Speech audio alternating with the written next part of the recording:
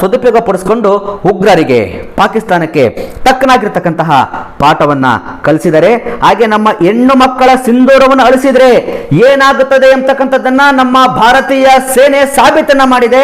ಹಾಗೆಯೇ ಭಾರತದ ಬೇಹುಗಾರಿಕಾ ತಂಡಕ್ಕೆ ತನ್ನ ನಮನವನ್ನ ಸಲ್ಲಿಸಿ ಆಪರೇಷನ್ ಸಿಂಧೂರ ಇದು ನ್ಯಾಯದ ಪ್ರತಿಜ್ಞೆ ಎಂಬತಕ್ಕಂತಹ ಮಾತನ್ನ ತನ್ನ ಭಾಷಣದಲ್ಲಿ ಮೆನ್ಷನ್ ಮಾಡ್ತಾ, ಡ್ರೋನ್ ದಾಳಿಯಿಂದ ಕಟ್ಟಡ ಮಾತ್ರವಲ್ಲ,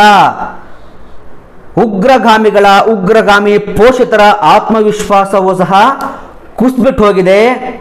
ನಮ್ಮ ಸಹೋದರಿಯರ ಸಿಂಧೂರವನ್ನು ಅಳಿಸಿದ್ರು, ನಾವು ಉಗ್ರರ ಪೋಷಿತ ಪಾಕಿಸ್ತಾನವನ್ನ ಧ್ವಂಸವನ್ನ ಮಾಡುವುದರಲ್ಲಿ ನಾವು ಬಹಳ ಯಶಸ್ವಿಯಾಗಿದ್ದೀವಿ.